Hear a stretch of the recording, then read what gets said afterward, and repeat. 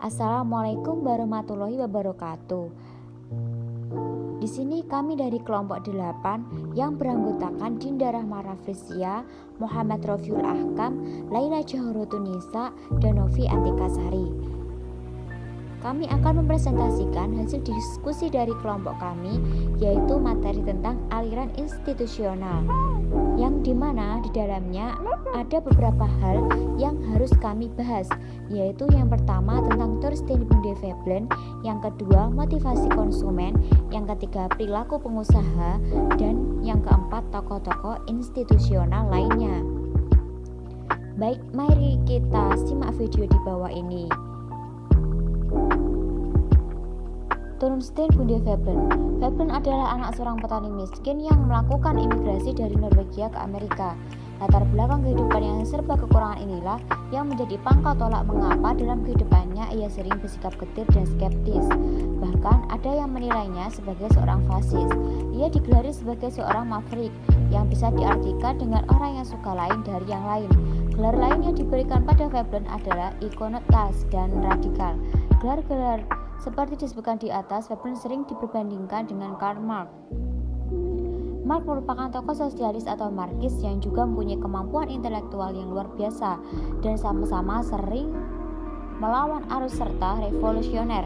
Bahkan latar belakang pendidikan di antara keduanya mempunyai kemiripan.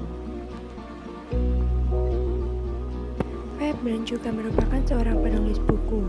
Beberapa buku yang ditulisnya antara lain The Theory of the Leisure Class pada tahun 1899, The Theory of the Business Enterprise pada tahun 1904, The Instinct of Workmanship and the State of the Industrial Art terbit pada tahun 1914 dan pada tahun 1920 dipublikasikan kembali dengan judul The Vested Interest and the Common Man, The Engineer and the Price System pada tahun 1921, dan Absentee Ownership and the Business Enterprise in the Recent Times, The Case of America pada tahun 1923. Selain buku-buku yang disebutkan di atas, masih banyak buku-buku lainnya yang ditulisnya menyangkut masalah sosial, politik, bahkan juga tentang pertahanan keamanan, dunia pendidikan, dan sebagainya. Materi selanjutnya adalah motivasi konsumen. Di sini, motivasi konsumen terbagi menjadi 3. Yang pertama, pengertian motivasi konsumen. Motivasi konsumen adalah suatu dorongan dan keinginan individu yang diarahkan pada tujuan untuk memperoleh kepuasan dalam hal konsumsi. Yang kedua, jenis-jenis motivasi. Dalam bidang pemasaran, motivasi adalah pertimbangan-pertimbangan dan pengaruh yang mendorong seseorang untuk melakukan pembelian. Motivasi konsumen di sini terbagi menjadi 2, yaitu motivasi rasional dan motivasi emosional. Yang ketiga, faktor-faktor yang mempengaruhi motivasi konsumen. Menurut Engel, Blackwell, dan Meyer, faktor-faktor yang mempengaruhi motivasi konsumen terhadap keputusan pembeli meliputi produk, harga, pelayanan, dan lokasi. Materi yang selanjutnya mengenai perilaku pengusaha. Dalam bukunya yang berjudul The Theory of the Business Enterprise, Veblen menjelaskan kemiripan perilaku pengusaha Amerika dengan perilaku konsumsi. Veblen melihat bahwa perilaku para pengusaha Amerika di masanya telah banyak mengalami perubahan. Dulunya, para pengusaha pada umumnya menghasilkan barang dan jasa untuk memperoleh keuntungan melalui kerja keras. Investasi masuk ke dalam apa yang disebutnya production for use. Akan tetapi, pada masa sekarang, laba dan keuntungan sebagian tidak lagi diperoleh melalui kerja keras dengan menciptakan barang yang disukai konsumen, tetapi melalui trik-trik bisnis. Produksi seperti ini disebutnya production for profit.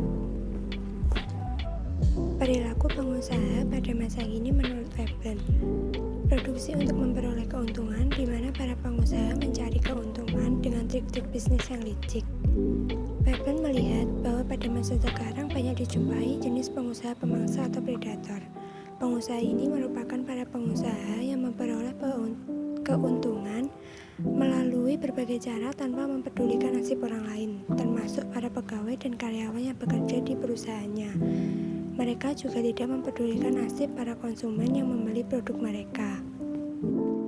Yang kedua, melahirkan golongan absent ownership, yaitu para pengusaha yang memiliki modal besar dan menguasai sejumlah perusahaan, tetapi tidak ikut terjun langsung dalam kegiatan operasional perusahaan. Kegiatan operasional cukup diserahkan kepada para profesional dan karyawan kepercayaannya. Walaupun golongan ini tidak ikut dalam kegiatan operasional, pada kenyataannya ia memperoleh keuntungan paling besar. Veblen menjadikan contoh tentang pengusaha yang bergerak di bidang perkereta-apian. Pengusahalah yang mendapat keuntungan sangat besar waktu Amerika melaksanakan pembukaan kawasan dari pantai timur hingga pantai barat. Yang merancang dan melaksanakan pembuatan jaringan kereta api adalah tenaga pelaksana profesional yang diupah. Sementara itu, sang pengusaha sebagai pemilik modal hanya ongkang-ongkang kaki saja. Walaupun demikian, pengusahalah yang memetik keuntungan paling besar. Veblen menilai para pengusaha absent ownership yang biasa memperoleh keuntungan besar dengan cara kong kali kong sangat berpotensi melahirkan golongan leisure class. Secara psikologis, orang yang bisa memperoleh sesuatu tanpa keringat tidak begitu menghargai sesuatu yang diperolehnya. Oleh karena itu, tidak mengherankan kalau perilaku konsumsinya akan bersifat conspicuous consumption. Perilaku mereka yang suka pamer kadangkala sangat norak, sebab suka membeli sesuatu yang tidak dimanfaatkan dengan sewajarnya. Hal ini berbeda dengan perilaku konsumsi pengusaha murni yang serius dan mati-matian dalam berusaha.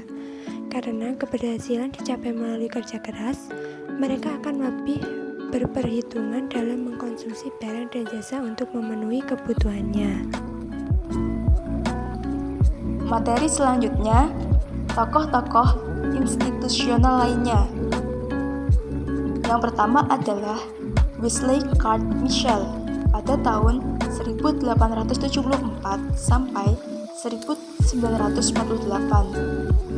Ia ikut dalam mendukung dan mengembangkan pemikiran-pemikiran Veblen. Ia juga berjasa dalam mengembangkan metode-metode kuantitatif dalam menjelaskan peristiwa ekonomi. Salah satu karya yang sudah menjadi klasik adalah Business Cycle and Their Cost pada tahun 1913.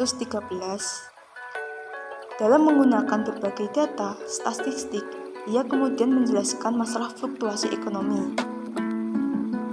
Sesudah Perang Dunia Kedua, Mitchell mengorganisasi sebuah badan penelitian yang bernama National Bureau of Economic Research.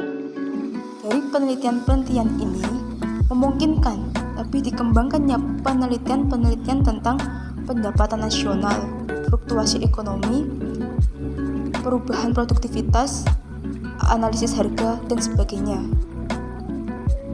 Tokoh yang kedua, Gunnar Kant Myrdal pada tahun 1898 sampai 1987. Ia merupakan sebuah tokoh ekonomi dari Swedia yang digolongkan sebagai pendukung aliran institusional. Salah satu pesan Myrdal pada ahli-ahli ekonomi ialah agar ikut membuat value judgment. Jika itu tidak dilakukan, maka struktur-struktur teoritas ilmu ekonomi akan menjadi tidak realistis. Ia juga salah satu tokoh ekonomi yang menerima hadiah Nobel atas sumbangannya bagi pengembangan negara-negara berkembang.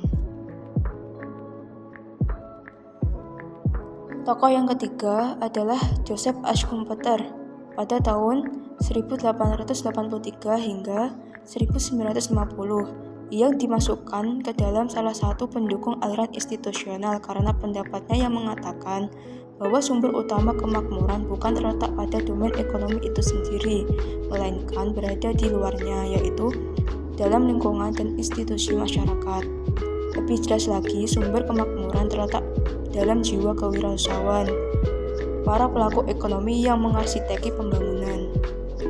Schumpeter membedakan pengertian investasi dan inovasi. Investasi adalah hal penemuan teknik-teknik produksi baru, sedangkan inovasi mempunyai makna yang lebih luas, yang tidak hanya menyangkut penemuan teknik-teknik berproduksi baru, akan tetapi juga penemuan produksi komoditi baru, jenis material baru untuk produksi, cara usaha baru, cara-cara pemasaran baru, dan sebagainya. Oleh komputer, inovasi dianggap sebagai suatu loncatan dalam fungsi produksi. Tokoh yang keempat, Douglas North. Ia merupakan seorang ilmuwan yang berasal dari University of Washington, Missouri, Amerika Serikat. Penghargaan terhadap aliran institusional mencapai puncaknya pada tahun 1993 pada saat North menerima hadiah Nobel dalam bidang ekonomi karena jasanya dalam memperbarui riset dalam penelitian sejarah ekonomi dan metode-metode kuantitatif.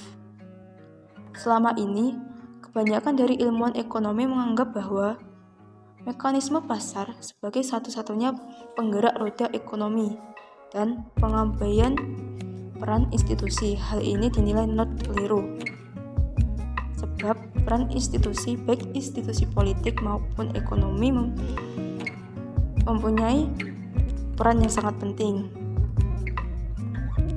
Ia menyimpulkan bahwa negara-negara komunis hancur karena tidak mempunyai institusi, yaitu mendukung mekanisme pasar.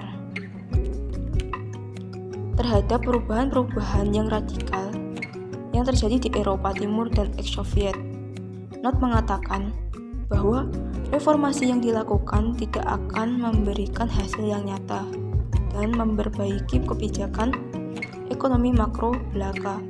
Agar reformasi berhasil, diperlukan dukungan seperangkat institusi yang mampu memberikan insentif yang tepat kepada ekonomi. Sekian pemaparan materi dari kelompok kami. Apabila ada kesalahan, kami mohon maaf. Semoga bermanfaat. Terima kasih. Wassalamualaikum warahmatullahi wabarakatuh.